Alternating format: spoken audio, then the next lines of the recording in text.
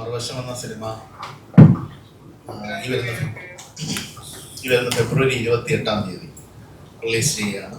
അതോട് അനുബന്ധിച്ച് അതിൻ്റെ മറ്റ് ഡീറ്റെയിൽസ് പറയാൻ വേണ്ടിയാണ് ഈ പ്രസ് മീറ്റ് ഞങ്ങൾ അറേഞ്ച് ചെയ്തിട്ടുള്ളത്. അപ്പോൾ ഇതൊരു ത്രില്ലർ ജനസിൽ വരുന്ന സിനിമയാണ്. ഒരു ഫാമിലി ഇമോഷണൽ ത്രില്ലർ ജനസിൽ വരുന്ന സിനിമയാണ്. ഞങ്ങൾക്കിപ്പോൾ ഫിലിം മാർക്കറ്റിൽ IFFK ഫിലിം മാർക്കറ്റിൽ ഈ സിനിമയുടെ ഒരു പ്രിവ്യൂ നടത്താനാണ് സാങ്കേതികമായി കഴിഞ്ഞു. അത് സിനിമാ മേഖലയിലെ ടെക്നീഷ്യൻസും സിനിമാ സംവിധായകരും IFFKയിലെ ഡെലിഗേറ്റ്സും അടങ്ങുന്ന ഒരു വലിയ മെമ്പേഴ്സ് അത് കാണാനിടവന്നു. അവിടെ നിന്നെല്ലാം ഭയങ്കര പോസിറ്റീവായ റിവ്യൂസ് നമുക്ക് കിട്ടി. ഒരു സിനിമ എന്ന നിലയിൽ ഒരു ഭയങ്കര സിനിമയാണെന്നല്ല ഞാൻ പറഞ്ഞു വരുന്നത്.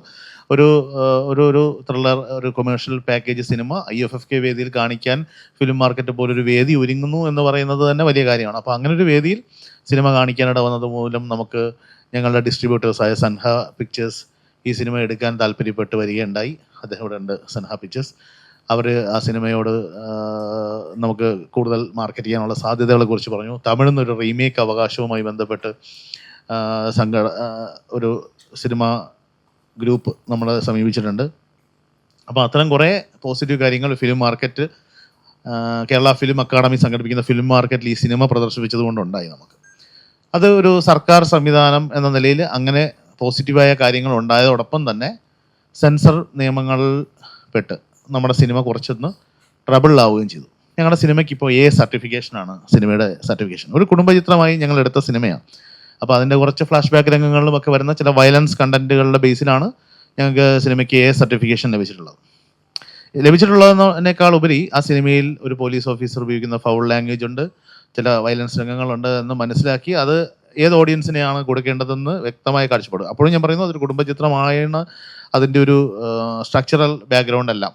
എന്നിട്ട് കൂടി ആ സിനിമയ്ക്ക് A സർട്ടിഫിക്കേഷൻ മതി, അങ്ങനെയാണ് സെൻസർ നമുക്ക് കിട്ടാൻ സാധ്യതയെന്ന് മനസ്സിലാക്കി ഇല്ല, നമ്മളും ഒരു സോഷ്യൽ കമ്മിറ്റ്മെൻ്റ് എന്ന നിലയിൽ ആ സിനിമയ്ക്ക് A സർട്ടിഫിക്കറ്റ് മതി എന്ന തീരുമാനമെടുത്ത് അപ്ലൈ ചെയ്തതിന് ശേഷം ആ സിനിമ കണ്ടിട്ട് നമ്മുടെ സെൻസർ ബോർഡ് ആ സിനിമയിലെ വയലൻസിൻ്റെ 20% കട്ട് ചെയ്യണമെന്ന് ആവശ്യപ്പെട്ട് നിലപാടെടുക്കുകയുണ്ടായി. അപ്പോൾ ഞാൻ അതിനെ തർക്കിക്കുകയും അപ്പോൾ സ്ത്രീകൾക്കെതിരെയുള്ള വയലൻസ് ഒരു തരത്തിലും അനുവദിക്കാൻ പറ്റില്ല എന്നുള്ളതായിരുന്നു സെൻസർ ബോർഡിൻ്റെ വിധിയെഴുത്ത്. സ്ത്രീകൾക്കെതിരെയുള്ള വയലൻസ് ഗ്ലോറിഫൈ ചെയ്യുന്നൊരു സിനിമയല്ല ആദ്യമായി ഇത് തീർച്ചയായിട്ടും സ്ത്രീകൾക്കെതിരെയുള്ള വയലൻസ് ഈ നാട്ടിൽ നടക്കുന്നുണ്ട്. ഈ നാട്ടിൽ ഏറ്റവും കൂടുതൽ വയലൻസ് നടക്കുന്ന സ്ത്രീകൾക്കെതിരെയാണ്. അപ്പോൾ ആ വയലൻസിനെ പ്രതിനിധാനം ചെയ്യുന്ന ആ സിനിമയെ പിക്ചറൈസ് ചെയ്യുന്ന ഒരു സിനിമയാണ്, അതിനെ ഗ്ലോറിഫൈ ചെയ്യുന്ന സിനിമയല്ല. ഒപ്പം അതിനെ എതിർക്കുന്ന, അതിനെതിരെയുള്ള സിനിമ തന്നെയാണ്. അങ്ങനെയുള്ള സിനിമയ്ക്ക് ഇത്രയും പോർഷൻ കട്ട് ചെയ്ത് കളയണമെന്ന നിലപാടിലേക്ക് എത്തുമ്പോൾ ഒരു വിട്ടുവീഴ്ചയും തയ്യാറാവാതെ അത് ഒരുപാട് ചർച്ചകൾ നടത്തിയെങ്കിലും വിട്ടുവീഴ്ചയ്ക്ക് തയ്യാറായില്ല എന്നുള്ളതാണ് സെൻസർ ബോർഡിൻ്റെ A സർട്ടിഫിക്കേഷന് നമ്മൾ അറിഞ്ഞുകൊണ്ട് വിധേയരാകാൻ തയ്യാറായ ഒരു സിനിമയ്ക്ക് അത്തരം കട്ടുകൾ നിയമപരമായിട്ട് A സർട്ടിഫിക്കേഷൻ എന്നാൽ നിങ്ങൾക്ക് തോന്നുന്നത് എന്തും ചെയ്യാമെന്നല്ല എന്നൊക്കെയുള്ള നിലപാടുകളും, അതിനേക്കാൾ ഉപരി എനിക്ക് ക്രൂരമായി തോന്നിയത് അതിലെ ഒരു പ്രധാന അംഗം എന്നോട് പറഞ്ഞത്, സിനിമ നിങ്ങൾ അങ്ങനെയാണെങ്കിൽ നിങ്ങളുടെ വില്ലനെ നിങ്ങൾ ഇങ്ങനെ ചിത്രീകരിക്കണമായിരുന്നു, വില്ലൻ്റെ മരണം നിങ്ങൾ ഈ രീതിയിൽ പോർട്രേറ്റ് ചെയ്യണമായിരുന്നു എന്ന് നിർദ്ദേശം വെച്ചതാണ്. ഒരു സാങ്കേതിക വിദഗ്ധനോട്, ഒരു ടെക്നീഷ്യനോട്, ഒരു സംവിധായകനോട്, ഒരു ക്രിയേറ്റീവ് പേഴ്സണോട് ഇത്തരമൊരു നിലപാട് പറയേണ്ടവരല്ല സെൻസർ ബോർഡിലിരിക്കുന്നവരെന്ന് എനിക്ക് വ്യക്തമായ ധാരണയുണ്ട്. പക്ഷേ ഒരു ചെറിയ ബഡ്ജറ്റിലെടുത്ത സിനിമ എന്ന നിലയിൽ എനിക്ക് ആ സിനിമ അന്ന് ആ കടമ്പകൾ കടന്ന് എനിക്ക് മുന്നോട്ട് കൊണ്ടുപോകേണ്ടതുണ്ടായിരുന്നു. അന്ന് റിലീസ് ഫിക്സ് ചെയ്തതിന് ശേഷമാണ് ഞാൻ ഈ മൂവ്മെൻറ്റിലേക്ക് പോകുന്നത്. ഒരു സിനിമ മിക്സിങ്ങും ബാക്കി എല്ലാ കർമ്മങ്ങളും കഴിഞ്ഞതിന് ശേഷമാണല്ലോ നമ്മളിതിന് സർട്ടിഫിക്കേഷന് വേണ്ടി പോകുന്നത്. അപ്പോൾ പിന്നീട് ഈ സിനിമയ്ക്ക് വേണ്ടി വന്ന കട്ടുകൾ, അല്ലെങ്കിൽ ഇത് നിർദ്ദേശിച്ച കട്ടുകളും മറ്റു കാര്യങ്ങളും ചെയ്യേണ്ടി വന്നപ്പോൾ ഞങ്ങൾക്കുണ്ടായ സമയനഷ്ടം, ഞങ്ങൾക്കുണ്ടായ സാമ്പത്തിക നഷ്ടം ഒക്കെ ഒരു ചെറിയ സിനിമയെ സംബന്ധിച്ചിടത്തോളം വലിയ കാര്യമാണ്. ഇവിടെ കില്ലും മാർക്കോയും അടക്കം ഇന്ന് മലയാള സിനിമയും ഇന്ത്യൻ സിനിമയും ഒരുപാട് വയലൻസ് സിനിമകൾ കൊണ്ടാടുന്നുണ്ട്. ഇവർക്കൊക്കെ സെൻസർ നടപടികൾ ഭംഗിയെ നടപ്പിലാക്കപ്പെടുന്നു. അവർക്ക് കട്ടുകൾ വിധിക്കുന്നില്ല എന്നല്ല, പക്ഷേ അതിലൊക്കെ കണ്ടിട്ടുള്ള വയലൻസുമായിട്ട് തരണം ചെയ്യുമ്പോൾ, കമ്പയർ ചെയ്യുമ്പോൾ ഈ സിനിമയുടെ വയലൻസ് എന്ന് പറയുന്നത് വളരെ സിമ്പിളായ ഒരു വയലൻസാണ്, വളരെ വളരെ ചെറിയ തോതിലുള്ള ഒരു വയലൻസാണ്. അതും ഏത് കോണ്ടെക്സ്റ്റിൽ വരുന്നു എന്നുള്ളതും കൂടി കണക്കിലെടുത്താൽ തീർച്ചയായിട്ടും ഈ സിനിമ ഒരു ചെറിയ സിനിമയായതുകൊണ്ടും ബഡ്ജറ്റ് വൈസ് അല്ലെങ്കിൽ ഒരു വലിയ ബാനർ സംഘടിപ്പിച്ച സിനിമ അല്ലാത്തത് കൊണ്ടുണ്ടായ ഒരു നിലപാടായി മാത്രമാണ് ഞാൻ അതിനെ കാണുന്നത്. അത്തരം കാര്യങ്ങളോടുള്ള ഒരു പ്രതിഷേധ സൂചകമായിട്ടും കൂടിയാണ് ഈ വേദി ഞാൻ ഉൾപ്പെടുത്തുന്നത്. അതുകൊണ്ട് എൻ്റെ സിനിമയുടെ റിലീസ് എനിക്കൊരു 2-2.5 മാസക്കാലം നീണ്ടുപോവുകയും എന്നെപ്പോലൊരു പുതിയ നിർമ്മാതാവ്, ഞാൻ ഈ സിനിമ സംവിധായകനാണ്, ഞാൻ 5ാമത്തെ സിനിമയാണിത്. പക്ഷേ ഈ സിനിമ ഞാൻ സ്വന്തമായിട്ടാണ് നിർമ്മിച്ചിരിക്കുന്നത്. അത് ഒരുപാട് പ്രതിസന്ധികൾ ഒരു സിനിമ നിർമ്മിക്കുന്നതിൽ വന്നപ്പോൾ ഞാൻ സ്വയം എടുത്ത തീരുമാനമാണ്. ആ തീരുമാനം മുന്നോട്ട് പോകുന്നതിന് ഒരുപാട് പ്രതിസന്ധികൾ ഈ 2.5 മാസക്കാലത്തെ കാത്തിരിപ്പ് നീണ്ടതിലൂടെയും മറ്റ് ടെക്നിക്കൽ കറക്ഷനിലൂടെയും എനിക്ക് നേരിടേണ്ടി വന്നു എന്നുള്ളതാണ്. ഇതുകൂടി അറിയിക്കുന്നു. എന്തായാലും എല്ലാ കടമ്പകളും കഴിഞ്ഞ് സിനിമ 28-ാം തീയതി റിലീസ് ചെയ്യുകയാണ്. ഈ എ സർട്ടിഫിക്കറ്റ്, ഞാൻ ഇതിനൊരു ടാഗ് ലൈൻ കൊടുക്കുന്ന ഒരു എ സർട്ടിഫിക്കറ്റ് കുടുംബചിത്രം എന്നാണ്. അങ്ങനെ തന്നെ ഞാനിത് മുന്നോട്ട് വയ്ക്കും. പ്രേക്ഷകൻ തീരുമാനിക്കട്ടെ ഇതിൽ എന്താണ് ഇത്ര വലിയ നിങ്ങൾ ഈ കണ്ട മറ്റ് സിനിമകളുമായി കമ്പയർ ചെയ്യുമ്പോൾ ഇതിന് എ സർട്ടിഫിക്കേഷൻ കട്ടുകൾ വിധിക്കാൻ മാത്രമുള്ള എന്ത് പ്രശ്നമാണ് ഈ സിനിമയ്ക്ക് ഉണ്ടായിരുന്നതെന്ന് വിലയിരുത്തപ്പെടണമെന്ന് ഞാൻ ആഗ്രഹിക്കുന്നു.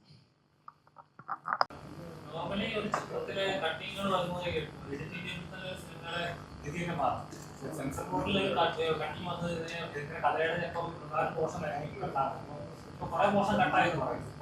എത്രത്തോളം മാറ്റങ്ങൾ സിനിമയിൽ വന്നിട്ടുണ്ട്?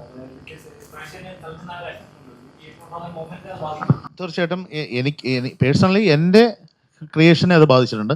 എനിക്ക് എൻ്റെ വ്യൂ പോയിന്റിൽ അത് നാളെ പ്രേക്ഷകൻ, അത് കണ്ടിട്ടില്ലാത്ത പ്രേക്ഷകന് ചിലപ്പോൾ അത് കാണാത്ത വിധമാക്കാൻ നമ്മൾ മാക്സിമം ശ്രമിച്ചിട്ടുണ്ട്. പിന്നീട് നമ്മൾ അതിനെ ഒരു വൈതരണി വന്നാൽ അതിനെ കറക്റ്റ് ചെയ്യാനുള്ള ശ്രമങ്ങളാണല്ലോ എഡിറ്റിംഗ് പോയിന്റിൽ നമ്മൾ നടത്തിയിട്ടുള്ളത്. പക്ഷേ എന്തായാലും എന്നെ സംബന്ധിച്ചിടത്തോളം എൻ്റെ സിനിമയുടെ ആദ്യത്തെ വെർഷനിൽ നിന്ന് ആ അടർന്നു പോയ ഭാഗങ്ങൾ എനിക്ക് വേദന ഉണ്ടാക്കുന്നതാണ്. അത് എൻ്റെ സിനിമയുടെ കുറവുകൾ ഉണ്ടാക്കുമെന്നും അത് ഞാൻ അവരെ കൺവിൻസ് ചെയ്യാൻ നോക്കുകയും ചെയ്തു. എനിക്ക് ആ സിനിമയിൽ അങ്ങനെ ചെയ്താലാണ് എനിക്കത് കൃത്യമായി എനിക്കത് അപ്പോൾ അവരത് അല്ല, അങ്ങനെ ഇല്ല, നിങ്ങൾക്ക് അങ്ങനെ ഇല്ല, അങ്ങനെ കുഴപ്പം വരില്ല എന്ന് അവർ നിശ്ചയിക്കുന്നു.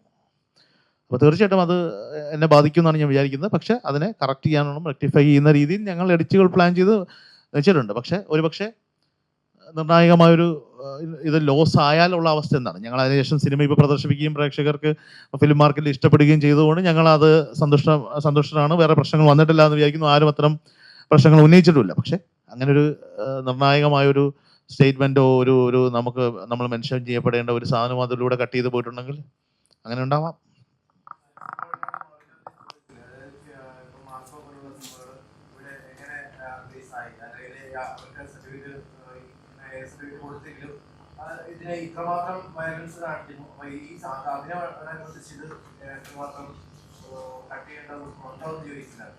ഞാനൊരു സ്പെസിഫൈഡ് സിനിമ അന്ന് മാർക്കോ റിലീസായിട്ടില്ല. പിന്നെ ഞാൻ സ്പെസിഫൈഡ് സിനിമ എടുത്ത് വെച്ച് വിശകലനം ചെയ്യാൻ തന്നില്ല. ഞാൻ സംസാരിച്ചത് ഇതിനേക്കാൾ അന്ന് കില്ലൊക്കെ റിലീസായിട്ടുണ്ട്. കില്ല് ഞാൻ മെൻഷൻ ചെയ്തു എന്നാണ് ഓർമ്മ. മറ്റൊരു മലയാള സിനിമ അല്ലാത്തത് കൊണ്ട് ഞാൻ മെൻഷൻ ചെയ്തു.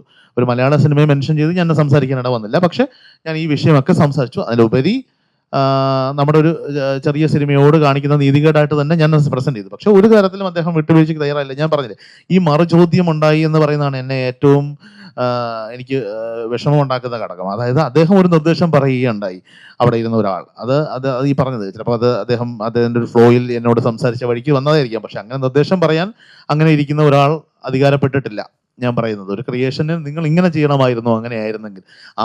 അതിന് അദ്ദേഹം ഉപയോഗിച്ച പദപ്രയോഗം എൻ്റെ സിനിമയുടെ കണ്ടന്റിലേക്ക് കടന്നു കയറുമെന്നുള്ളതുകൊണ്ട് മാത്രം ഞാൻ ആ ലൈൻ ഇപ്പോൾ പറയുന്നില്ല. പക്ഷെ അതും ഒരു അല്പം വൾഗർ ലാംഗ്വേജിൽ തന്നെയാണ് അദ്ദേഹം എന്നോട് പ്രതികരിച്ചത്.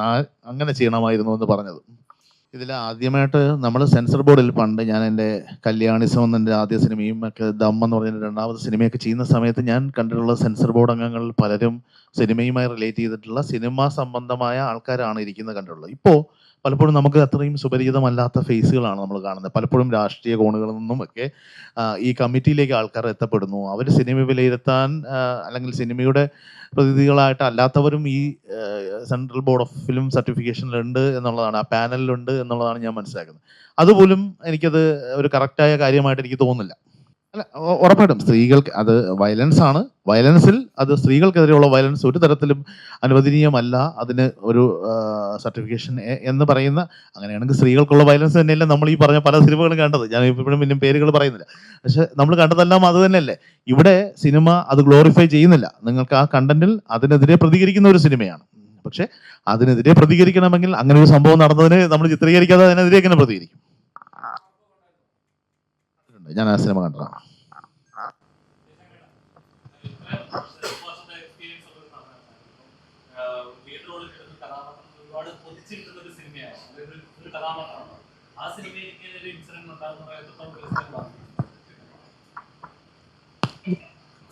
അതുപോലെ ഞാൻ ലീഡ് റോഡിൽ ഉള്ള സിനിമയാണെങ്കിലും അല്ലാത്ത സിനിമയാണെങ്കിലും ഇതെല്ലാത്തിനെയും ബാധിക്കത്തില്ലേ?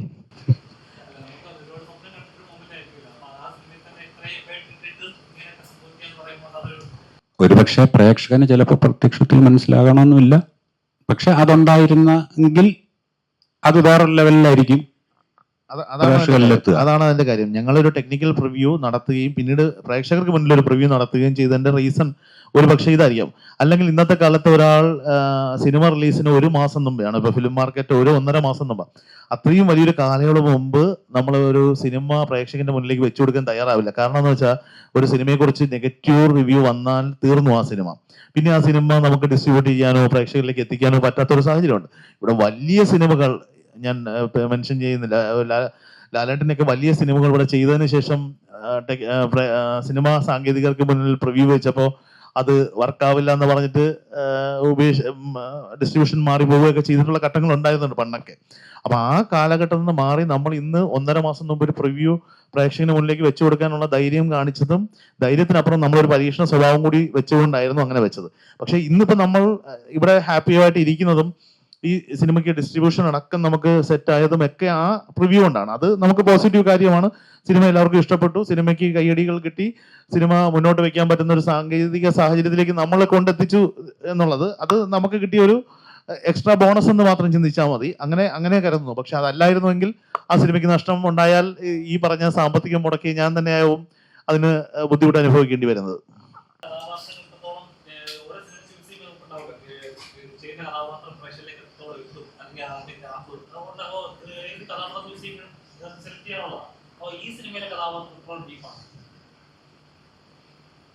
അതിപ്പോ ഇതിലൊരു ഇമ്പോർട്ടൻറ്റ് ക്യാരക്ടറാണ്. കാരണം അൻഡാമൻ്റെ സിനിമയിൽ ഞങ്ങൾ ഇമ്പോർട്ടൻ്റ് ആക്ടേഴ്സാണ്. അപ്പോൾ ഞങ്ങൾക്കെല്ലാം വളരെ സ്ട്രോങ് റോൾസാണ് അദ്ദേഹം തരാറുള്ളത്. ഇതിൽ ഞാൻ ജയശങ്കരേട്ടൻ്റെ മരുമോനാണ്, സൺ ഇൻ ലോ ആണ്. നമ്മൾ പ്രേക്ഷകരിലേക്ക് എത്തുക എന്ന് പറയുമ്പോൾ നമ്മൾ നല്ല പ്രതീക്ഷയോടെ നമ്മൾ ഉള്ള കഴിവുകൊണ്ട് നമ്മളൊരു സീൻ പെർഫോം ചെയ്യുന്നു. ഈ സീൻ എങ്ങനെ സിനിമയിൽ വരുന്നു എന്നുള്ള ഡയറക്ടറിൻ്റെ കയ്യിലും കൂടെയാണ്. അദ്ദേഹം അതിന് എത്ര അനുയോജ്യമായ ഒരു ബാക്ക്ഗ്രൗണ്ട് മ്യൂസിക് ചൂസ് ചെയ്ത് അതിന് പ്ലേ ചെയ്യുന്നു, എങ്ങനെയാണ് നമ്മുടെ സീൻ പ്ലേസ് ചെയ്യുന്നത്, ഇങ്ങനെ കുറേ കാര്യങ്ങളുണ്ട്. ഞാൻ ഇതിനു മുമ്പ് അഭിനയിച്ച മമ്മൂക്കയുടെ മൂവിയാണ് ക്രിസ്റ്റഫർ. അപ്പോൾ ക്രിസ്റ്റഫറിൽ ബീനുക്ഷൻ സാർ എന്നെ ആ റോളിന് വിളിക്കുമ്പോൾ ഞാൻ വളരെ എക്സൈറ്റഡ്, എൻ്റെ കല്യാണം കഴിഞ്ഞിട്ടൊക്കെ ഉള്ളൂ, ഭയങ്കര എക്സൈറ്റഡ് ആയിട്ട് ഞാൻ ആ സിനിമയുടെ സ്ക്രിപ്റ്റ്, അപ്പോൾ എൻ്റെ സീൻസ് മാത്രം തരാം എന്ന് പറഞ്ഞിട്ട് ഞാൻ എൻ്റെ ഒരു ഫ്ലാറ്റിൽ എൻ്റെ അസോസിയേറ്റ്സിനെ കാണാൻ വേണ്ടി ഇപ്പം ഞാൻ വായിച്ചപ്പോൾ ഒന്ന് പെട്ടെന്ന് നോക്കുമ്പോൾ എനിക്ക് ഡയലോഗേ ഇല്ല, ഡയലോഗ് ഒരു ലൈൻ പോലും ഇല്ല.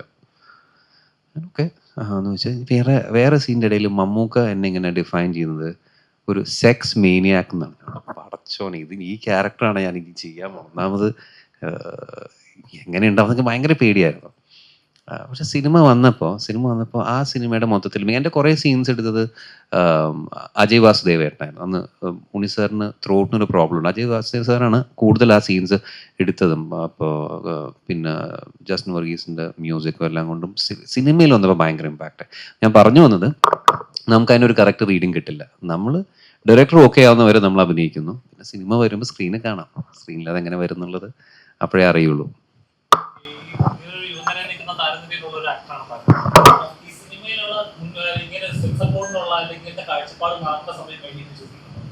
മാറിക്കൊണ്ടിരിക്കുകയാണ്. അതൊരു നല്ല വശം തന്നെയാണ്. ഐ മീൻ അത് ആ മാറ്റം വരുന്നുണ്ട്. ഇപ്പം മാർക്കോ പോലൊരു മൂവി നിസ്സാര കട്ടുകളോടെയാണ്, വളരെ മയങ്ങ കട്ട്സോടെയാണ് ആ മൂവി റിലീസ് ചെയ്യാൻ സമ്മതിച്ചത്. സോ അത് നമുക്ക് മലയാള സിനിമയ്ക്ക് അത് വലിയൊരു മൂമെൻ്റ് ആണ്. നമ്മൾ ആഗ്രഹിക്കുന്നത് അതേ കൺസിഡറേഷൻ ചെറിയ സിനിമകൾക്കും മറ്റു സിനിമകൾക്കും ലഭിക്കണം എന്നുള്ളതാണ്. അവിടെ ഒരു വേർതിരിവ് വരരുത് എന്നാണ് നമ്മുടെ ആഗ്രഹം. എനിക്ക് തന്നെ ഡയറക്ടറെ വിശ്വാസമാണ്. അപ്പൊ അദ്ദേഹം പറയുന്നത് ഞാൻ അതേപോലെ വിശ്വസിക്കുന്നു. ഇല്ല അല്ല, അതിന് അഭിനയിക്കുമ്പോഴേ അറിയായിരുന്നു എന്തായാലും. ശരിക്കും എ സർട്ടിഫിക്കറ്റ് എന്ന് പറയുന്നത് ഞാൻ പറഞ്ഞല്ലോ, നമ്മള് ഇതിന്റെ സെൻസർ കാര്യങ്ങൾക്ക് വേണ്ടി മൂവി ചെയ്തപ്പോൾ തന്നെ, അല്ലെങ്കിൽ എനിക്ക് അതിന്റെ വയലൻസ് ഏരിയയെ കുറിച്ച് അറിയാം. അപ്പൊ ആ ഏരിയ എ സർട്ടിഫിക്കേഷന് ആയിരിക്കും വിധേയമാവുക എന്നുള്ളൊരു സാധ്യത ഭയങ്കരമായിട്ടുണ്ട്. ഇല്ലെങ്കിൽ ഇനി കൂടുതൽ നമ്മൾ ഇതിലേക്ക് കറക്ഷന് വേണ്ടി പോകണ്ട, ആ സിനിമയെ എ സർട്ടിഫിക്കറ്റ് ആയിട്ട് തന്നെ കൺസിഡർ ചെയ്തോട്ടെ എന്ന് കരുതി എ സർട്ടിഫിക്കറ്റിന് വേണ്ടി തന്നെയാണ് അപ്ലൈ ചെയ്തത്. ഞാൻ പറയുന്നത്, നമ്മൾ തന്നെ നമ്മുടെ സാമൂഹ്യ പ്രതിബദ്ധത വെച്ച് എ സർട്ടിഫിക്കറ്റിന് വേണ്ടി തന്നെയാണ് ആ സിനിമ അപ്ലൈ ചെയ്തിട്ടുള്ളത്. അല്ലാതെ ഞങ്ങളൊരു സർട്ടിഫിക്കേഷൻ കൊടുത്തിട്ട് പിന്നീട് മാറ്റി നിർണ്ണയിച്ചതൊന്നുമല്ല. എ സർട്ടിഫിക്കറ്റ് മതി എന്ന് നമ്മൾ തീരുമാനിച്ചെടുത്ത് എ സർട്ടിഫിക്കറ്റ് തന്നതിന് ശേഷം കട്ടുകൾ വിധിച്ചു. അത് രണ്ട് തരം ഇത് രീതി എന്നുള്ളത് തന്നെയാണ് ഞാൻ പറയുന്നത്. വലിയ സിനിമയാണെങ്കിൽ ആ കാഴ്ചപ്പാട് എല്ലാവർക്കും ഉള്ളത്. അതിപ്പോൾ എ സർട്ടിഫിക്കറ്റിനോട് ചിലപ്പോൾ ആ സിനിമ ഇപ്പോൾ റിലീസ് ചെയ്തേനെ. പക്ഷേ അല്ലാതെ എ സർട്ടിഫിക്കറ്റ് തന്നു എന്നുള്ളതിനെ കുറിച്ചല്ല. എ സർട്ടിഫിക്കറ്റ് തന്നത് നമ്മൾ അവകാശപ്പെട്ട് നമ്മൾ ചോദിച്ചു വാങ്ങിച്ചത് തന്നെയാണ്.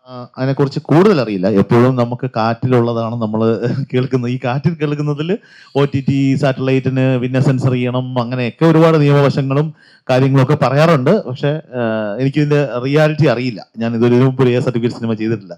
അല്ലെങ്കിൽ ഇനി ഞാൻ ചെയ്ത് റിലീസ് ചെയ്യാനുള്ള ആഴവന്നൻ്റെ സിനിമ യു സർട്ടിഫിക്കറ്റ് ആണ്. അത് ഞാൻ അവരോട് മെൻഷൻ ചെയ്തു. അതൊരു ക്ലീൻ യു മൂവിയാണ്. അപ്പോൾ അതൊരു കുട്ടിയെ ബേസ് ചെയ്തിട്ടുള്ള സിനിമയാണ് ആഴം. ഞാനൊരു 8 വർഷക്കാലം വെയിറ്റ് ചെയ്തിരുന്ന ഒരു കുട്ടിയുടെ വളർച്ചയുടെ ഗ്രാഫ് റിലേറ്റ് ചെയ്ത് അത് ഷൂട്ട് ചെയ്തെടുത്തൊരു സിനിമയാണ്. അപ്പൊ ആ സിനിമയ്ക്ക് യു സർട്ടിഫിക്കറ്റ് ആണ്. ആ സിനിമയിൽ വൾഗറായിട്ടുള്ള ഒരു വാക്ക് പോലും ഇല്ല. അപ്പൊ അങ്ങനെയുള്ള ഒരു സിനിമ കണ്ടന്റിന്റെ ബേസിസിൽ എടുത്ത ആൾ തന്നെയാണ് ഞാൻ. അതിനുശേഷം ഈ സിനിമയുടെ കണ്ടന്റ് ഇത് ആവശ്യമാണെന്ന് കണ്ടപ്പോൾ മാത്രമാണ് ഇങ്ങനെ ഒരു ചിത്രീകരണ രീതി ഉണ്ടാക്കിയത്. അപ്പൊ അത് അത്രേ ഉള്ളൂ. അപ്പൊ നമുക്ക് സിനിമയുടെ കണ്ടന്റ് എന്താണോ അതിനെ ക്രിയേറ്റീവ് പാർട്ടിൽ നമുക്ക് വിഷ്വലൈസ് ചെയ്യാൻ വരുമ്പോൾ കുറച്ച് വയലൻസ് വേണ്ടി വന്നാൽ അത് വിഷ്വലൈസ് ചെയ്തല്ലേ പറ്റൂ. ആ രീതിക്കാണ് അതിനെ കണ്ടിട്ടുള്ളത്. ഇല്ല, അതല്ല ഞാൻ ചോദിച്ചേ. എ സർട്ടിഫിക്കറ്റ് എന്ന് പറഞ്ഞാൽ ഇപ്പൊ അങ്ങനത്തെ കാഴ്ചപ്പാടുണ്ടോ? എനിക്കറിയാൻ പാടില്ല. 18+ ഉള്ള, അതായത് കുഞ്ഞുങ്ങൾ കാണരുത്.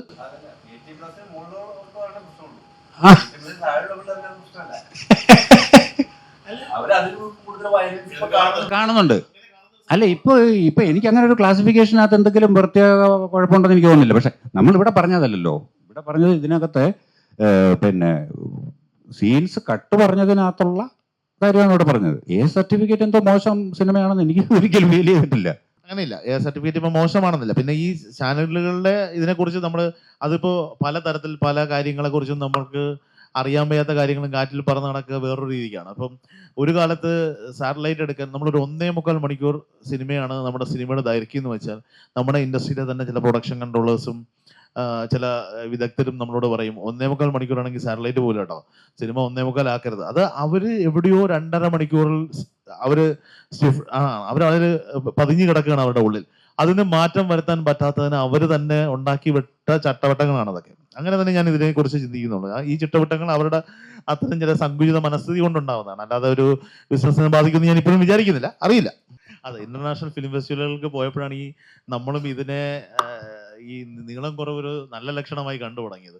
നമ്മൾ ക്യൂലൊക്കെ നിൽക്കുമ്പോൾ ഈ സിനിമയുടെ ലെങ്ത് ചോദിച്ചിട്ട് 2.5 മണിക്കൂർ എന്ന് കേൾക്കുമ്പോൾ തിരിഞ്ഞു പോകുന്ന ഓഡിയൻസിനെ നമ്മൾ അവിടെ കാണുമ്പോഴാണ് 1.5 മണിക്കൂർ സിനിമകൾക്ക് ക്വാളിറ്റി ഉണ്ട് എന്ന് മനസ്സിലാക്കുന്നത്. അല്ലെങ്കിൽ ഇതെന്തോ കുറച്ചതാണെന്ന് നമ്മളും വിചാരിച്ചത്. കാരണം 3 മണിക്കൂറൊക്കെ ഉള്ള സിനിമകൾ കണ്ട് ശീലിച്ചവരാണ് നമ്മൾ.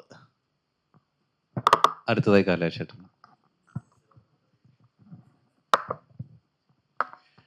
എല്ലാവർക്കും നമസ്കാരം. നമ്മുടെ സംവിധായകന്റെ ഒരു പരാതിയാണെന്ന് ഞാൻ വിചാരിക്കുന്നില്ല, അതൊരു പരിഭവമായിട്ടാണ് എനിക്ക് മനസ്സിലാവുന്നത്.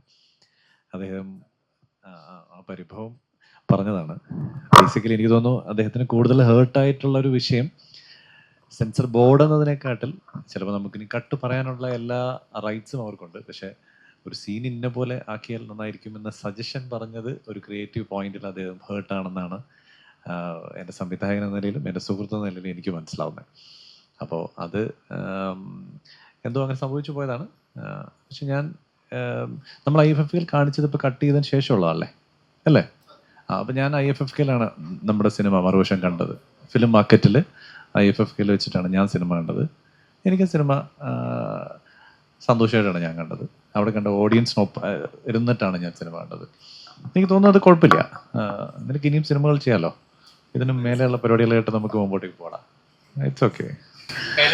അങ്ങനെ പറയുമെങ്കിലും പലപ്പോഴും ഈ താരമൂല്യത്തിന്റെ പേരിൽ ഇങ്ങനെ നിങ്ങൾക്ക് കുറച്ചായി കുറെ സിനിമകളായി നല്ല നല്ല താരങ്ങളിൽ ഒരു പ്രശ്നമില്ല, എന്ത് വേണേലും കാണിക്കാം. എന്നാൽ ചെറിയ പടങ്ങൾ വരുമ്പോഴേക്കും അല്ലെങ്കിൽ ചെറിയ സിനിമകൾ വരുമ്പോഴേക്കും പിന്നെ ഇങ്ങനെ ഒരു പേരിന്റെ പേര് മാറ്റുക അല്ലെങ്കിൽ ഇന്ന സീനിന്റെ പേര് മാറ്റുക എന്ന് പറയുന്നത് ഒരു എപ്പോഴും അത് സിനിമ ഒരു കലയാണ്, ഒരു കലാരൂപമാണ്, ഒരു സമൂഹത്തിന്റെ അനീതികളെ അല്ലെങ്കിൽ പ്രതിഷേധങ്ങളെ കാണിക്കുന്ന ഒരു കലാരൂപമാണ് സിനിമ. അതുപോലെ ഇങ്ങനെ വേർതിരിവ് കാണിക്കുക എന്ന് പറയുന്നത് ഒരു എന്താ പറയുക കച്ചവട മൈൻഡിലോട്ട്. അതിപ്പോ എല്ലായിടത്തും ഇല്ല. നിങ്ങളെയും സോഷ്യൽ മീഡിയയിലെന്ന് പറഞ്ഞ് വിളിക്കണില്ലേ മാധ്യമങ്ങൾ? അങ്ങനെയൊക്കെ എല്ലാ സ്ഥലത്തും ഉണ്ട് ഇത്തരം കാറ്റഗറൈസിങ് ഒക്കെ. ഇത് കാറ്റഗറൈസ് ചെയ്യുന്നത് എന്തിനാന്ന് വെച്ച് കഴിഞ്ഞാൽ ചില വലുപ്പ ചെറുപ്പങ്ങൾ എവിടെയോ ഉണ്ടാവേണ്ടത് നമ്മുടെ സൊസൈറ്റിയുടെയും കൂടെ ഒരു ഹൈറാർക്കിയാണ്. അല്ല അതിൻ്റെ ഒരു സ്മൂത്ത്നെസ് ആയിട്ട് കരുതിയാൽ മതി. നമ്മൾ നമ്മുടെ ചെറിയ സിനിമ എന്ന് പറഞ്ഞു തുടങ്ങിയിടത്താണ് എനിക്ക് തോന്നുന്നു കൂടുതൽ വിഷയം. നമ്മുടെ സിനിമ എന്ന് പറഞ്ഞാൽ മതി. ഞാൻ ബേസിക്കലി അതിൽ വിശ്വസിക്കുന്നു. അനുവിൻ്റെ സിനിമയോട് ഞാൻ സിനിമയിൽ അഭിനയിക്കാൻ വരുമ്പോൾ ഞാനൊരു ചെറിയ സിനിമ അഭിനയിക്കാമെന്ന് പറഞ്ഞല്ല ഞാൻ വീട്ടിൽ നിന്ന് ഇറങ്ങിയത്. ഞാൻ എനിക്ക് ഇഷ്ടപ്പെട്ടിട്ടൊരു സിനിമ അഭിനയിക്കാൻ വന്നതാണ്. അങ്ങനെ നമുക്ക് അങ്ങോട്ട് കാണാം. നിങ്ങൾ ഇന്ന് വന്ന പ്രസ് മീറ്റും മലയാളത്തിലേക്ക് 28-ാം തീയതി ഇറങ്ങുന്ന ഒരു സിനിമയുടെ പ്രൊമോഷന് വന്നു എന്ന് നമുക്കൊക്കെ അങ്ങ് ചിന്തിച്ചാൽ പ്രശ്നം കഴിഞ്ഞില്ലേ? നമ്മളെക്കുറിച്ച് ചിലപ്പോൾ വിചാരിച്ചോട്ടെ ചെറുതും വലുതുമൊക്കെ, നമ്മളങ്ങനെ വിചാരിക്കായിരുന്നു പോലെ. പക്ഷേ ഈ സിനിമയിൽ എനിക്ക് വലിയ പ്രതീക്ഷയുണ്ട്. കാരണം അനു എന്ന് പറയുന്ന സംവിധായകനപ്പുറത്തേക്ക് ഞാൻ കണ്ട ഏറ്റവും നല്ല പ്രേക്ഷകൻ, ഒരുപക്ഷെ ഒരു സിനിമ ആസ്വദിക്കാൻ ഇത്രയും നന്നായി അറിയുന്ന ഒരാൾ എൻ്റെ സുഹൃത്ത് വലയത്തിൽ ഒരുപക്ഷെ ഏറ്റവും നന്നായി സിനിമ ആസ്വദിക്കുന്ന ആൾ എൻ്റെ സംവിധായകൻ അനുറാമാണ്. അത് ഞാൻ മറ്റൊരു സിനിമയെക്കുറിച്ചല്ല പറയുന്നത്. വെള്ളിയാഴ്ച ദിവസങ്ങൾ രാവിലെ 4 മണിക്കൊക്കെ ഫാൻ ഷോസ് വന്നാൽ ആ 4 മണിക്ക് പോയി ആദ്യത്തെ സിനിമ കാണുകയും, അന്ന് അത് പക്ഷെ ഒരു വലിയ സിനിമ ആയിരിക്കാം, അതിനുശേഷം 11 മണിക്കോ 12 മണിക്കോ അന്നിറങ്ങിയ മറ്റ് ഇപ്പം നമ്മൾ പറയുന്ന ചെറിയ സിനിമ കാണാൻ, അങ്ങനെ വെള്ളിയാഴ്ച ദിവസങ്ങളിൽ മാക്സിമം വെള്ളിയാഴ്ച രാത്രി കൊണ്ട് 4-5 സിനിമകൾ ഇറങ്ങിയിട്ടുണ്ടെങ്കിൽ ആ 5 സിനിമകൾ കാണുന്ന ഒരു സിനിമ ആസ്വാദകൻ ആണ് ഈ സിനിമയുടെ സംവിധായകൻ എന്നുള്ളതാണ് ഞാൻ ഈ സിനിമയോട് കാണുന്ന അപ്രോച്ച്. അപ്പോൾ സിനിമയെ കൃത്യമായിട്ട് അറിഞ്ഞിട്ടുള്ള ഒരാളാണ്, അറിയാൻ ശ്രമിച്ചിട്ടുള്ള ഒരാളാണ്. നന്നായിട്ട് ഈ സിനിമയുടെ കഥ മുമ്പോട്ടേക്ക് കൊണ്ടുപോയിട്ടുണ്ട്. ഒരുപാട് ശ്രമിച്ചതാണ് പല പ്രൊഡ്യൂസേഴ്സുമായിട്ടും, പക്ഷെ അത് വർക്കായില്ല. അവൻ്റെ കയ്യിലുള്ളതും അവൻ കൂട്ടിവെച്ചതും ചിലയിടത്തു നിന്നൊക്കെ മേടിച്ചതും ഒക്കെ വെച്ചിട്ടൊരു സിനിമ ചെയ്തതാണ്. അതുകൊണ്ട് അതിൻ്റെ സെൻറ്റിമെൻറ്റ്സോ അതിൻ്റെ എന്തെങ്കിലും ദാക്ഷിണ്യങ്ങളോ ഈ സിനിമയോട് നമുക്ക് ആവശ്യമുണ്ടെന്നല്ല പറഞ്ഞു വരുന്നത്. നല്ല മനസ്സോടുകൂടി ഈ സിനിമ കാണുമോ, നിങ്ങൾ അത്യാവശ്യം ആസ്വദിക്കുമെന്ന് ഞാൻ വിചാരിക്കുന്നു. കാരണം ഞാൻ ഈ സിനിമ കണ്ടതാണ്. സാധാരണ നമ്മൾ പ്രൊമോഷൻസിൽ വന്നിരുന്ന പ്രതീക്ഷയോടുകൂടി നമ്മളും കാണാത്തൊരു കാര്യത്തെക്കുറിച്ചാണ് സംസാരിക്കുന്നത്. നമ്മുടെ ഒരു സീനിൻ്റെ എക്സ്പീരിയൻസോ പറഞ്ഞു കേട്ടതോ ഡബ് ചെയ്തപ്പോൾ കണ്ടതോ ഒക്കെ വെച്ചിട്ടാണ്.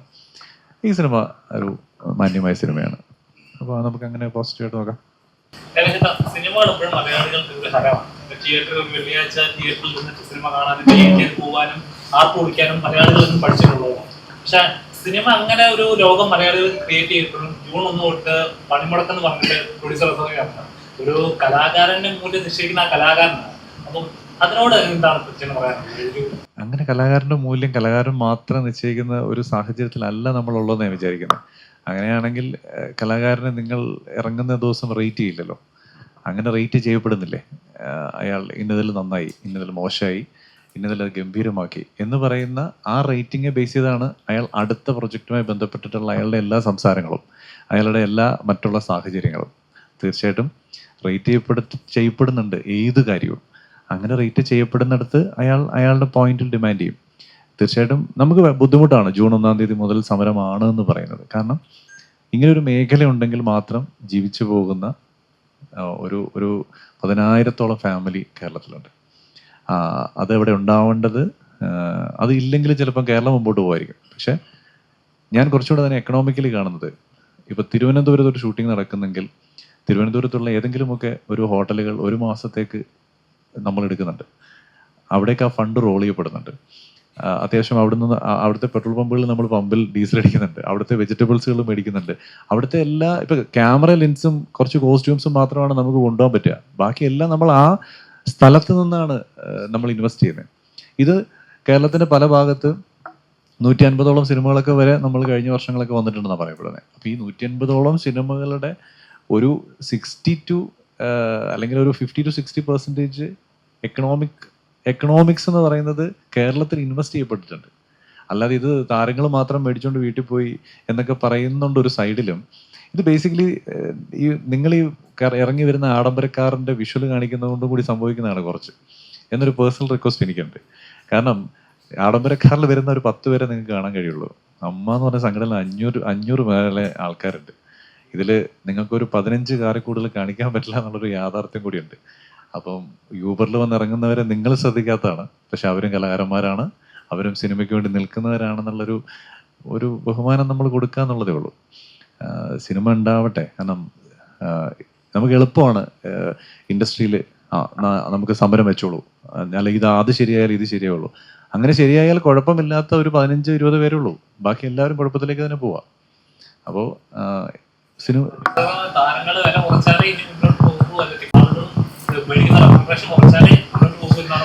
ഞാൻ ചോദിച്ചിട്ട് നമുക്ക് അങ്ങോട്ടും ഇങ്ങോട്ടും അറിയുന്ന ഇത്രയും പേരല്ലേ ഉള്ളൂ. അവരെ വിളിച്ചിരുത്തി നമുക്ക് ഒരു മ്യൂച്വൽ സ്പേസിലൊന്ന് സംസാരിച്ചാൽ കുറച്ചുകൂടെ നല്ലതല്ലേ? അങ്ങനെ ഒരു ചർച്ചയല്ലേ നമുക്ക് കുറച്ചുകൂടെ നല്ലത്. നാഥനില്ല കളരി എന്നാണ് അമ്മയെ അഭിസംബോധന ചെയ്തത്. അതിനെതിരെ കത്ത് കൊടുത്തിട്ടുണ്ട്, എക്സ്പ്ലനേഷൻ ചോദിച്ചത്. എനിക്ക് അങ്ങനെ ഒരു ഫീലിംഗ്, അമ്മ എന്ന് പറഞ്ഞൊരു അതൊരു വലിയൊരു സംഘടനയാണ്. രണ്ട് മലയാള സിനിമയിൽ രണ്ട് നെടുങ്കൂടുകളുള്ള ഒരു വലിയൊരു സംഘടന. അങ്ങനെ സംഘടന പോലെ അങ്ങനെ വിളിക്കുന്നത് തന്നെ ഒരു തെറ്റായിട്ട് തോന്നുന്നു. അല്ല, എനിക്ക് തോന്നുന്നു നാഥനെല്ലാം കളരി എന്ന് പറഞ്ഞത് ഇപ്പം ഒരു അഡ്ഹോക് കമ്മിറ്റി ഒക്കെ ഉള്ളത് കൊണ്ട് ആ സെൻസ് പറയാനാണ് സാധ്യതയുള്ളൂ. അല്ലാതെ പ്രൊഡ്യൂസർ അസോസിയേഷനിൽ ഇരിക്കുന്ന ആൾക്കാരൊക്കെ ഡെയിലി അമ്മ എന്ന് പറഞ്ഞ സംഘടനയിലെ ആൾക്കാരുമായിട്ട് റിലേറ്റ് ചെയ്യുന്നവരും ഇവരൊക്കെ ഒരുമിച്ച് വന്നവരാ. ഇവരൊക്കെ ഈ അസോസിയേഷൻസ് ഉണ്ടാക്കിയത് പോലും അവരുടെ ചെറുപ്പത്തിൽ അവർ കണ്ട സ്വപ്നങ്ങളിലൂടെയാണ്. കാരണം ഇവരെല്ലാം ഏറ്റവും മിനിമം ഒരു 40 വർഷം 30 വർഷം സിനിമ ഇൻഡസ്ട്രിയിലുള്ള ആൾക്കാരാണ്. അപ്പൊ അവര് ചിലപ്പോൾ അങ്ങോട്ടും ഇങ്ങോട്ടും ചിലപ്പോൾ പറഞ്ഞിട്ടുണ്ടാവും. എന്ന് വെച്ചാൽ സത്യം നിങ്ങൾക്ക് അറിയാലോ, ഒരു സിറ്റുവേഷൻ വൈസ് നമുക്കിപ്പം പ്രോപ്പറായ ഒരു കമ്മിറ്റി ഇല്ല. നമുക്കൊരു അഡ്ഹോക് കമ്മിറ്റിയാണ് അമ്മേനെ ഹെഡ് ചെയ്യുന്നത്. എന്നിട്ടും ഇത്രയും നല്ലൊരു കുടുംബസംഗമം നമ്മൾ നടത്തി എന്ന് പറയുന്ന ഒരു ട്രാക്ക് റെക്കോർഡ് നമ്മുടെ ജാനുവരിയിലുണ്ട്. അപ്പൊ ഇതൊക്കെ അപ്പൊ ചെയ്തവർക്ക് അങ്ങനത്തെ ഒരു ഫീലിംഗ്, നിങ്ങളെന്താ അങ്ങനെ പറഞ്ഞത്? അന്നേരത്തെ ഒരു ഇതിനകത്ത് പ്രൊഡ്യൂസർ അസോസിയേഷനിലെ ആൾക്കാരുടെ ഒരു അവസ്ഥ എന്ന് പറയുന്നത്, അവിടെ ഇരിക്കുന്ന ആൾക്കാർ വീട് നഷ്ടപ്പെട്ട, കൊണ്ട് പൈസ ഇൻവെസ്റ്റ് ചെയ്ത് ആ ഇൻവെസ്റ്റ് ചെയ്ത കാര്യങ്ങൾ ഇൻവെസ്റ്റ് ചെയ്തതിന്റെ പേരിൽ തിരിച്ച് വീട്ടിൽ പോകാൻ പറ്റാത്ത, തിരിച്ച് ബിസിനസ് ചെയ്യാൻ പറ്റാത്ത, തിരിച്ച് വീട്ടിൽ ചെന്ന് അച്ഛനോ അമ്മയോ അല്ലെ സഹോദരനോ ഭാര്യയോ കുട്ടികളോ മുമ്പിൽ നേരെ നിൽക്കാൻ പറ്റാത്ത കുറച്ച് ആൾക്കാരെ കണ്ടതിന്റെ ഒരു ഇമ്പാക്റ്റിലായിരിക്കും ചിലപ്പം അതിന്റെ ഒഫീഷ്യൽസ് ഇത് സംസാരിക്കുന്നത്. അപ്പോൾ അങ്ങനെയുള്ള ഒരു ആൾക്കാരുടെ ഫീലിംഗിൽ നിന്ന് ചിലപ്പം ഒരു റെസ്പോൺസ് ഇച്ചിരി ഹൈറ്റ് ആയിട്ട് പോയിട്ടുണ്ടാവും എന്ന് ഞാൻ വിചാരിക്കുന്നുള്ളൂ. കാരണം അവരുടെ വിഷയങ്ങൾ എന്ന് പറയുന്നത് നമ്പറാണ്, നമ്മളുടെ വിഷയം ക്രിയേറ്റീവ് പോയിന്റും മെന്റൽ സാറ്റിസ്ഫാക്ഷനും ഒക്കെയാണ്. പക്ഷേ number is higher than some time എന്ന് പറയുന്ന ഒരു പോയിന്റില്ലേ, അതിനെ നമ്മൾ കണ്ടില്ലെന്ന് അടിക്കരുത്. നമ്മുടെ സുഹൃത്തുക്കൾ തന്നെയാണ് പലരും പ്രൊഡ്യൂസേഴ്സ്, പലരും NRIs ഉള്ള ആൾക്കാരൊക്കെ വന്ന് ഇൻവെസ്റ്റ് ചെയ്തിട്ട് തിരിച്ചു പോയി സ്വന്തമായി ബിസിനസ് ചെയ്ത ആൾക്കാർ, പല സ്ഥലത്ത് ജോലി ചെയ്യുന്ന ആൾക്കാരെ നമുക്കറിയാം. അപ്പം ആ ഫിഗേഴ്സിന്റെ റിഫ്ലക്ഷൻ അവിടെ പോയിട്ടാണ് അവർ പറഞ്ഞിട്ടുണ്ടാവുക പ്രൊഡ്യൂസർ അസോസിയേഷൻ. ബിക്കോസ് അവർ മെമ്പേഴ്സാണ്. അവിടെ ഏതാണ്ട് എനിക്കൊന്ന് ഒരു 1 ലക്ഷം രൂപയ്ക്ക് മേലെ ഇൻവെസ്റ്റ് ചെയ്യും ഇത് വെച്ചിട്ടാണ് അവർ മെമ്പർഷിപ്പ് എടുക്കുന്നത്. എന്നിട്ടാണ് നമ്മൾ സിനിമ തുടങ്ങുന്നത്.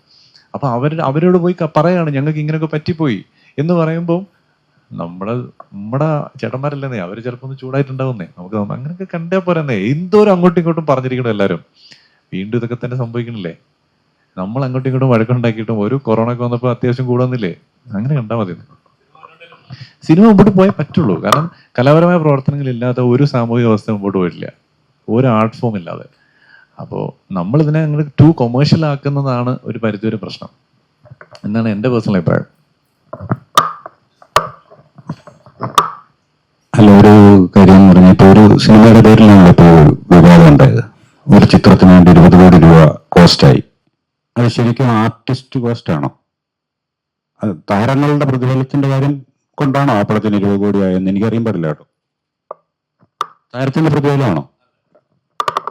അല്ല, ഒരിക്കലും അല്ല. എൻ്റെ പ്രൊഡക്ഷൻ കോസ്റ്റ് തന്നെ കൂടിയതാണ്. ഷൂട്ടിംഗ് ഡേയ്സ് കൂടുകയും അതിൻ്റെ കഥയിൽ വന്ന മാറ്റങ്ങളുമാണ് അത് അങ്ങനെ എക്സ്റ്റെൻഡ് ആയി പോയത് എന്നാണ് അറിയപ്പെടുന്നത്.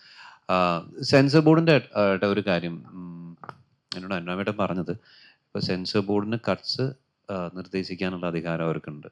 പക്ഷെ അത് യൂഷ്വലി എന്തെങ്കിലും ഒരു സെൻസിറ്റീവ് വിഷയം വരുമ്പോഴാണ്. ഇപ്പോൾ എന്തെങ്കിലും ഒരു റിലീജിയസ് ആസ്പെക്റ്റിലോ അങ്ങനെ മറ്റൊരു കാര്യം പറഞ്ഞാൽ ഇത് വലിയൊരു പ്രോബ്ലം ആവുമെന്ന് വിചാരിച്ചതാണ് സാറിന് പറയാം.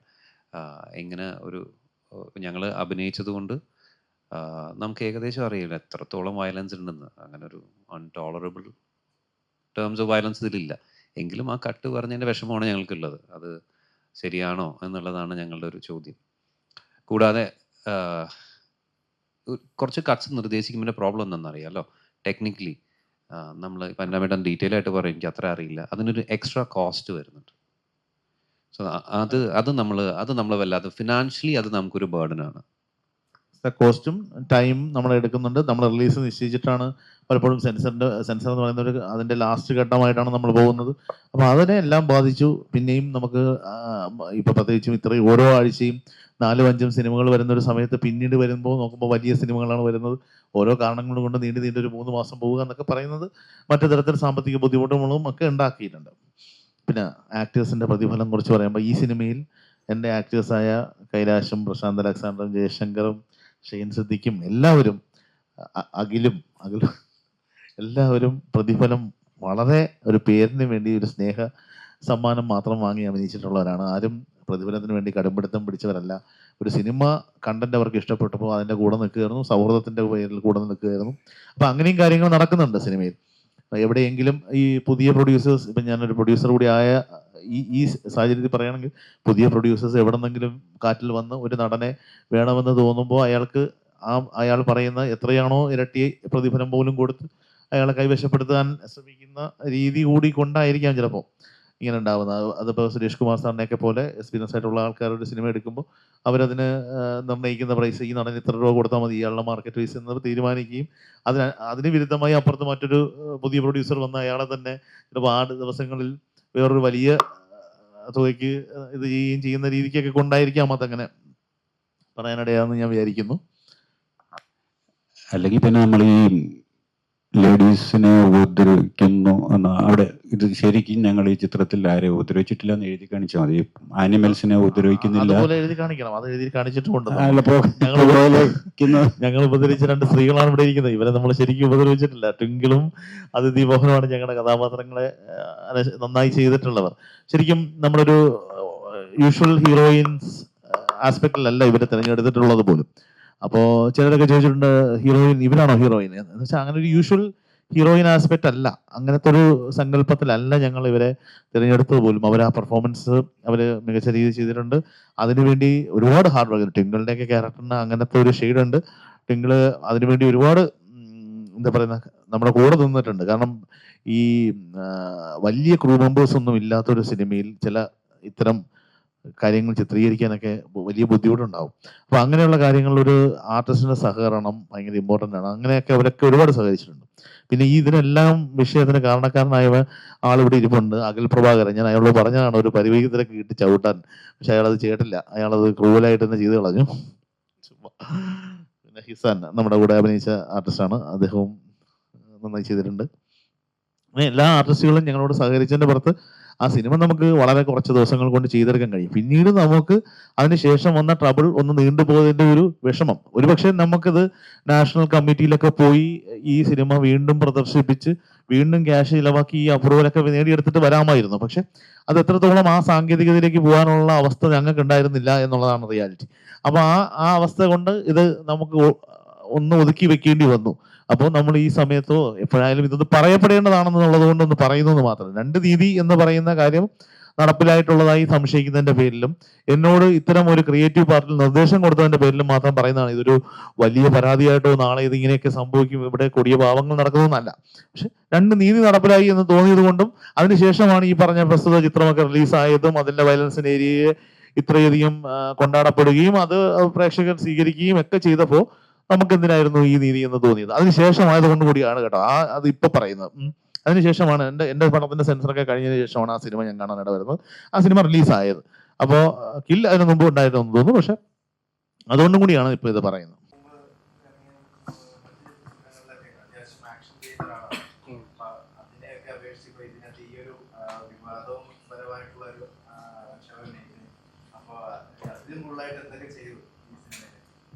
ഞാൻ ആദ്യമായിട്ടാണ് ഒരു നെഗറ്റീവ് ഷെയ്ഡുള്ളൊരു കഥാപാത്രം ചെയ്യുന്നത്. പിന്നെ നിർഭാഗ്യവശാൽ എൻ്റെ സീൻസാണ് ഭൂരിഭാഗവും കട്ടായി പോയിട്ടുള്ളത് ഈ സെൻസർ ബോർഡിൽ. അപ്പം ഞാനും ചേട്ടനും കൂടിയാണ് മാർക്കോ കണ്ട് ഇറങ്ങുമ്പോൾ എനിക്ക് വയലൻസ് ആയിട്ടുള്ള സിനിമകൾ ഭയങ്കര ഇഷ്ടമുള്ള കൂട്ടത്തിൽ തന്നെയാണ്. പക്ഷെ മാർക്കോ സിനിമ കണ്ടു കഴിഞ്ഞ് നമ്മുടെ മനസ്സിൽ ഫുള്ളും എന്തുകൊണ്ട് നമ്മുടെ ഈ സീൻസ് ഇവരിങ്ങനെ കട്ട് ചെയ്തു എന്നുള്ളൊരിത്. അപ്പോൾ അന്ന് സെൻസർ ബോർഡ് കട്ട് ചെയ്തപ്പോൾ ഞാൻ വിചാരിച്ചത് സ്ത്രീകളോടുള്ള ഈ അതിക്രമം കാരണം അങ്ങനത്തെ എന്തെങ്കിലും ലോസും കാര്യങ്ങളൊക്കെ ഉണ്ടാവും. പക്ഷെ മാർക്കോലൊക്കെ കാണിക്കുന്നത് എന്താ, സ്ത്രീകൾ പോട്ടെ കുട്ടികളോടടക്കം ഗർഭിണിയായ ആ പെണ്ണിന്റെ വയറ്റത്തിട്ടിടിച്ചിട്ടാണ് കൊച്ചിനെ എടുത്തുകൊണ്ട് വരുന്നത്. അപ്പോൾ അതൊക്കെ അപേക്ഷിച്ച് നമ്മുടെ ഇതിൽ ഒന്നും പറയാനില്ല, അങ്ങനത്തെ ഒരു രീതിയിലുള്ള വയലൻസേ ഇല്ല. അപ്പൊ ഇത് ശരിക്കും പറഞ്ഞാൽ ഡബിൾ സ്റ്റാൻഡേർഡ് ആയിട്ടുള്ള ഒരു ഇതാണ്.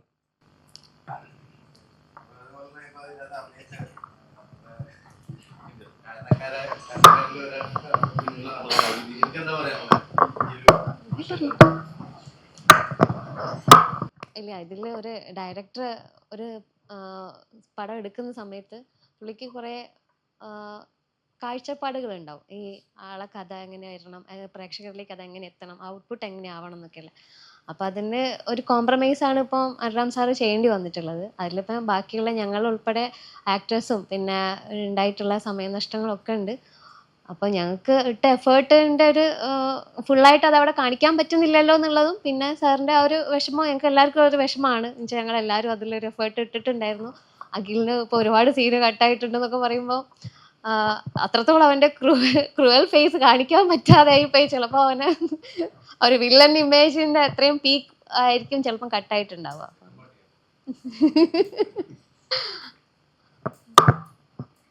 അപ്പൊ അനുചേട്ടൻ കുറച്ചു മുമ്പ് പറഞ്ഞതുപോലെ സ്ത്രീകൾക്കെതിരെയുള്ള അല്ലെങ്കിൽ ആക്രമണങ്ങൾ അല്ലെങ്കിൽ അനീതി എന്ന് നമ്മൾ പറയുമ്പോൾ ആ അനീതി എന്താന്ന് കാണിച്ചാലാണ് അത് ചെയ്യാൻ പാടില്ല, അല്ലെ അതിനെതിരെ നമ്മൾ എങ്ങനെ ചെയ്യണമെന്നൊക്കെ ഉള്ളത് നമുക്ക് കാണിച്ചു കൊടുക്കാൻ പറ്റുന്നത്. അപ്പൊ ഫിലിം എന്ന് പറയുന്നത് ഇത്ര വലിയൊരു സാധ്യതയാണ്. അപ്പോൾ അതിനെ അനുചേട്ടൻ യൂസ് ചെയ്തിട്ടുള്ളൂ, അല്ലെങ്കിൽ ആ കഥയുടെ ഭാഗമായിട്ട് അതിനാവശ്യമായിട്ടുള്ളത് കൊണ്ട് അത് ചെയ്തു എന്നുള്ളതാണ്. അപ്പം അനുചേട്ടൻ അതൊരു വിഷമമായിട്ട് പറയുമ്പോൾ പോലും ഈ IFFK ഫിലിം മാർക്കറ്റിൽ ഇത്ര നല്ല റിവ്യൂസ് കിട്ടിയപ്പോൾ ഞാൻ അറിഞ്ഞനുസരിച്ച് എനിക്കന്ന് പോകാൻ സാധിച്ചില്ല. പക്ഷെ ഇവരെല്ലാം പോയപ്പോഴും അവിടെ നിറച്ച് ആ സ്ട്രീമിംഗ് നടത്തിയ ആ ഒരു പ്ലേസ് നിറച്ച ആളുകളുണ്ടായിരുന്നു. അവരെല്ലാം ഫിലിം തീരുന്നിടം വരെ ഇരുന്ന് കാണുകയും അത് കഴിഞ്ഞ് ക്ലാപ്സോടുകൂടി അവരുടെ പോസിറ്റീവ് റിവ്യൂസ് ഒക്കെ അറിയിച്ചപ്പോൾ അതിൽ നിന്നുണ്ടായ ഒരു സന്തോഷം ഈ ടീമിന് ഫുൾ ഇതിലുണ്ടായ മറ്റു പ്രശ്നങ്ങളെക്കാൾ ഉപരി ഞങ്ങൾക്കെല്ലാം വളരെ എനർജി തന്നൊരു കാര്യമാണ്. അതുകൊണ്ട് നിങ്ങളെല്ലാവരും കണ്ടിട്ട് നിങ്ങളുടെ റിവ്യൂസ് പറയണം. നല്ലതെന്ന് തോന്നുവാണെങ്കിൽ പ്രോത്സാഹിപ്പിക്കണം. ഇത്ര നല്ലൊരു ഡയറക്ടറിനെ ചെറിയൊരു ബഡ്ജറ്റിൽ ഇങ്ങനെ നല്ലൊരു തീം പ്രസന്റ് ചെയ്യാൻ ശ്രമിച്ചപ്പോൾ ഇനി നല്ല നല്ല പ്രോജക്റ്റുകളുമായിട്ട് അദ്ദേഹത്തിന് മുന്നോട്ട് വരണമെങ്കിൽ നമ്മളെല്ലാവരും ചേർന്ന് സപ്പോർട്ട് ചെയ്തേ പറ്റൂ. Thank you. ഇപ്പോഴത്തെ ആരാണ് അദ്ദേഹത്തിന്റെ അതിന്റെ തലപ്പത്തിരിക്കുന്ന ആള് അദ്ദേഹം തന്നെയാണ്. അതെ അതെ, സത്യം. അതിന്റെ തലപ്പത്തിരിക്കുന്ന ആള് അദ്ദേഹം തന്നെയാണ് അത് ഡയലോഗ് പറഞ്ഞത്.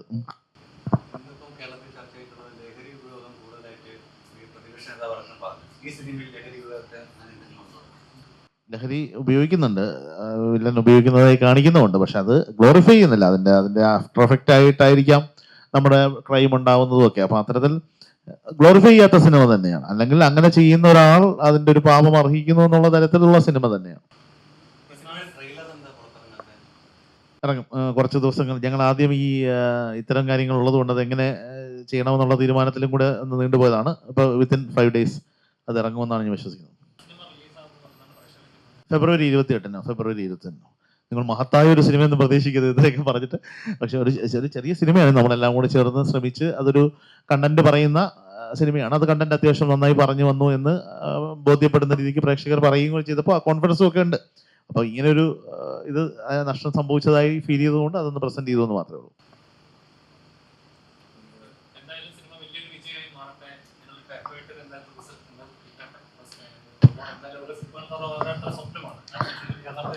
Thank you. ഉറപ്പായിട്ടും താങ്ക് യു. നമ്മൾ ജയശങ്കർ ഏട്ടനെ പോലെ ഒരാളെയൊക്കെ ഹീറോ ആയിട്ട് മുന്നോട്ട് വയ്ക്കുന്നതും ഒക്കെ അത്തരത്തിലാണ്. ഒരു ഔട്ട് ഓഫ് ദ ബോക്സ് ആയിട്ട് തന്നെ ചിന്തിച്ചത് കൊണ്ട് തന്നെയാണ് നമ്മൾ അത്തരം കാര്യങ്ങളെല്ലാം മുന്നോട്ട് വയ്ക്കുന്നത്. ജയശങ്കർ ഏട്ടൻ ആദ്യം എന്നോട് ഞാനാണോ ഹീറോ എന്ന് ചോദിച്ചു. ഞാൻ ശരിക്കും ഈ സിനിമയിൽ 4-5 പ്രധാന കഥാപാത്രങ്ങൾ ഒരുപോലെ ഉണ്ട്. പക്ഷെ ജയശങ്കർ ഏട്ടന്റെ കഥാപാത്രമാണ് ഒരു പോയിന്റിൽ hero. Battle of A common man എന്ന് പറഞ്ഞാൽ ആ ഒരു വ്യക്തിയിലേക്ക് അത് എവിടെയോ ചുരുങ്ങും ഒരു ഘട്ടത്തിൽ. അത്രയേ ഉള്ളൂ. അപ്പോൾ എന്തായാലും അത്തരം കാര്യങ്ങളിൽ നമ്മൾ നായികമാരെ തിരഞ്ഞെടുക്കുന്ന കാര്യത്തിലും എല്ലാം അത്തരം ഒരു out of the box concept feel ശ്രമിച്ചിട്ടുണ്ട്. സിനിമ ഒരു നോൺ ലീനിയർ കഥാരീതിയാണ്.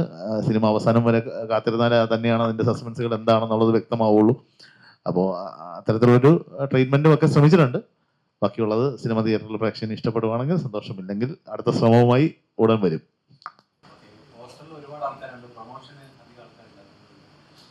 അല്ല നമ്മള് പ്രശാന്ത് അലക്സാണ്ടർ വരേണ്ടതായിരുന്നു. അദ്ദേഹവും വ്യക്തിപരമായ ഒരു കാരണം കൊണ്ട് വരാൻ പറ്റാതിരുന്നതാണ്. സ്മിനി ചേച്ചി വരുമെന്ന് ഉച്ചവരെ അറിയിച്ചതാണ്. എനിക്ക് തോന്നുന്നു ശ്രീതേട്ടൻ ഈവനിങ്ങോടുകൂടി എത്തുമെന്ന് പറഞ്ഞത് 4 മണിക്ക് ഇതൊരു അഡ്വർടൈസ്മെന്റ് ഷൂട്ട്. അങ്ങനെ പല കാരണങ്ങളും എൻഗേജ് ആയതുകൊണ്ടാണ് വരാത്തത്. ഇല്ലെങ്കിൽ ഉണ്ടായേനെ. പിന്നെ ഹെഡേക്ക് ആയിരുന്നു അത് സ്മിനി ചേച്ചി പറഞ്ഞത്. ഇന്നലെ രാത്രി വരുമെന്ന് പറഞ്ഞതാണ്. അപ്പൊ അങ്ങനെ ഉള്ള സാങ്കേതിക കാരണങ്ങൾ കൊണ്ട് വരാതെ വന്നതാണ്. പിന്നെ എന്താണ് എല്ലാം ഇതല്ലേ, സിനിമ വിജയിച്ചാലാണ് ഇവർക്കൊക്കെയും സന്തോഷം ഉണ്ടാവുക. ഇല്ലെങ്കിൽ ഈ പറയുന്ന നാളെ ഷഹീരും ഇവരൊക്കെ എന്നോട് തന്നെ പിണങ്ങിയിരിക്കാൻ സാധ്യതയുണ്ട്. അങ്ങനെയല്ല, എന്റെ സുഹൃത്തുക്കളത് എന്നെ കൊണ്ട് തിരിച്ച് ചാടിച്ചു എന്ന് പറയുന്ന ഒരു ചിന്ത വരും. അപ്പൊ ഈ സ്നേഹമായി നിലനിർത്താൻ ഇടയ്ക്ക് സിനിമ ഒരുവിധം ബെറ്റർ ആയിരിക്കണം. അപ്പൊ അങ്ങനെ ഒരു കാര്യം കൂടി ഉണ്ട്. ഷഹീന മാത്രമല്ല, എല്ലാവരെയും.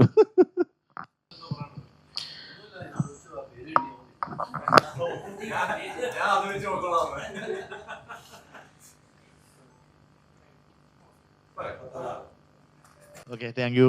ഇത്രയും നേരം നമുക്ക് വേണ്ടി ചിലവഴിച്ച നമ്മുടെ ഈ പറഞ്ഞ കാറ്റഗറി ഒന്നും നോക്കാതെ നമ്മുടെ സിനിമയ്ക്ക് വേണ്ടി ഇത്രയും നേരം നിങ്ങൾ നമ്മുടെ പരാതിയോ നമ്മുടെ സിനിമയുടെ വിവാദത്തിനെ കുറിച്ചുള്ള കാഴ്ചപ്പാടുകളോ പറയാൻ നിങ്ങൾ കേൾക്കാൻ കാണിച്ചതിന് സന്തോഷം. ഇത് പ്രേക്ഷകരിലേക്ക് എത്തിക്കാനും നിങ്ങളുടെ ഒരു ശ്രമം വളരെ സന്തോഷം. Thank you all. Media cinema കാണണം, നല്ലതാണെന്ന് നിങ്ങൾക്ക് തോന്നിയാൽ പ്രൊമോട്ട് ചെയ്യുകയും ചെയ്യണം, ഒന്ന് സഹായിക്കണം.